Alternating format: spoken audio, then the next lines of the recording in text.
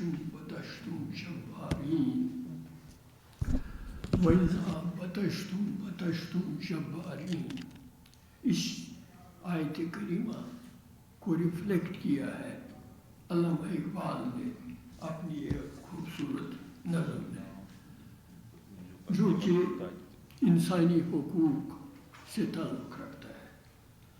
وہ یہ ہے: دنیا کو ہے پھر معرکہ روح بدن پیش، دنیا کو ہے پھر معرکہ روح بدن پیش، ابلیس نے پھر اپنے درندوں کو ابارا، ابلیس نے پھر اپنے درندوں کو ابارا۔ تقدیر امم کیا ہے کوئی کہہ نہیں سکتا، تقدیر امم کیا ہے کوئی کہہ نہیں سکتا، مومن کی فراست ہو تو کافی ہے اشارہ۔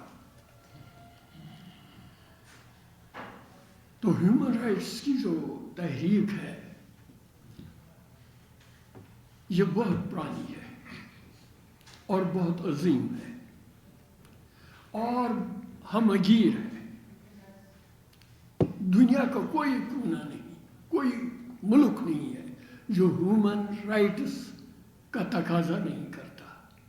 پوری انسانیت اس کا تقاضا کرتی ہے، تمام ممالک اس کا تقاضا کرتے ہیں، لیکن تمام ممالک میں اس تحریک کو دبایا جاتا ہے، اس کی دھجیاں بکھیری جاتی ہیں۔ اسی لیے آج جو ہیومن رائٹس کا دن ہے، اگرچہ یہ اقوام متحدہ نے قائم کیا ہے، لیکن ورلڈ ہیومن رائٹس ڈے جو ہے، اس کی سیلیبریشن جو ہے وہ زوال پذیر ہے۔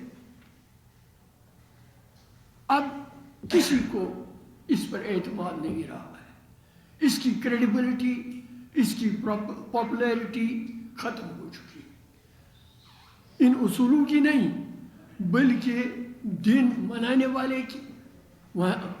والوں کی، اقوام متحدہ کے ادارے کی اور ان سب کی، اس کی اتھارٹیز کی، کیونکہ ہر جگہ دنیا میں اس کی مٹی پلید ہو رہی ہے۔ اس میں تخصیص نہیں ہے کشمیر، فلسطین، بلکہ آپ جانتے ہیں فوراً بعد اقوام متحدہ کے قائم ہونے کے بعد 1945 میں اور ہیومن رائٹس انٹرنیشنل ڈے اور یہ یونیورسل ڈے آف مینیفیسٹو جو آ گیا، اس کے فوراً بعد اس پر حملے شروع ہو گئے، اور انہوں نے حملے کیے جنہوں نے یہ قرارداد پاس کی تھی، مینیفیسٹو لکھا تھا، اور اس کے فوراً بعد فلسطین کا مسئلہ اٹھا اور فلسطین میں نکبہ ہوا۔ آپ کو معلوم ہے نکبہ کس کو کہتے ہیں عربی میں؟ یہ قیامت، طوفان، نکبہ، ایٹراسٹیز، انتہائی 5 لاکھ فلسطینیوں کو گھروں سے نکال دیا گیا، بہت سارے لوگوں کو شہید کیا گیا، مکانات جلائے گئے۔ یہ اس کے بعد ہوا۔ اس کے بعد کشمیر میں دیکھیں آپ، جموں میں قتل عام ہوا، ہیومن رائٹس کے بعد ہی یہ ہوا، اور کسی نے نہیں پوچھا، کسی نے کوئی مقدمہ نہیں دائر ہوا جموں کے قتل عام پر، کسی چیز پر۔ تو سلسلہ دراز ہے، نہ تمام ہے، نہ ختم ہونے والا ہے، اور قصور ایک ہی ہے کہ جن حکومتوں سے کہا جاتا ہے کہ ہمیں حق قدرت دے دو، ہمیں بنیادی انسانی حقوق دے دو، انہیں گوارا نہیں ہے۔ وہ کہتے ہیں نہیں، جس نے قبضہ کیا بس وہ قابل بن گیا، وہ حقدار بن گیا، اس کی ملکیت بن گئی، اور شاملات، پھر اس زمین کے ساتھ اور بھی کچھ تھا تو اس کو کہا گیا شاملات، تو شاملات بھی میرا ہی حق ہے۔ ہندوستان نے ایسا ہی کیا، فلسطین میں اسرائیل نے ایسا ہی کیا، کوئی گنجائش نہیں تھی اسرائیل کی. اسرائیل فلسطین تھا، فلسطین میں یہودی، عیسائی، مسلمان، عرب سب بستے تھے اکٹھے، بالکل کوئی لڑائی نہیں ہوتی تھی. لیکن انہوں نے کہا نہیں، صہیونیت آ گئی. اسی طرح ہندوستان نے یہ کیا، فوجیں اتاری، کہا کہ نہیں میں اقوام متحدہ کی قراردادوں کو مانتا ہوں، کوئی اعتراض نہیں ہے، رائے شماری بھی ہوگی، فوجوں کا انخلا بھی ہوگا، سب کچھ ہوگا، آپ رائے شماری کی تیاری کریں. کشمیری انتظار میں تھے، آج نہیں تو کل رائے شماری ہوگی. 49 میں قرارداد پاس ہو گئی تو کہا گیا کہ بس اسی سال رائے شماری ہوگی.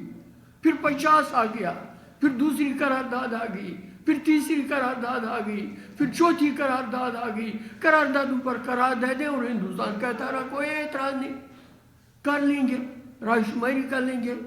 وی do not believe in forced marriages.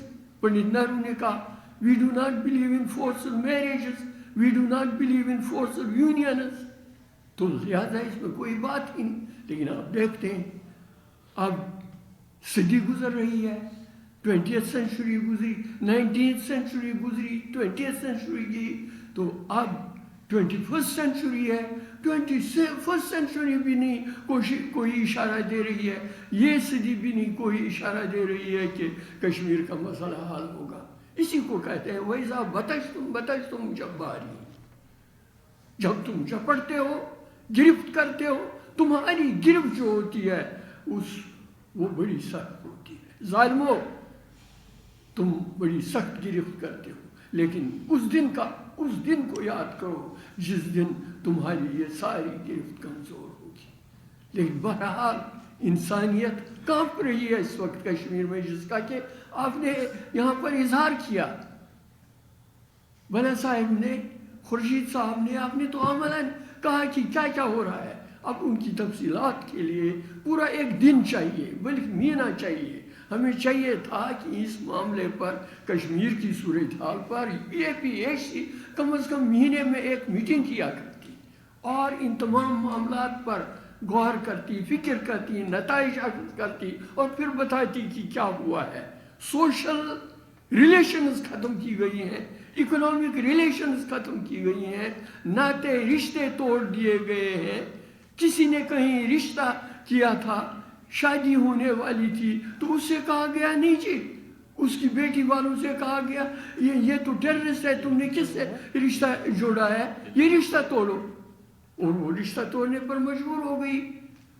تو یہ چیزیں ہیں عام کشمیر ہو گئی ہیں. اب انسانی حقوق کی پامالیوں کی داستان جو ہے وہ کتنی بیان کی جائے، کیا کہا جائے.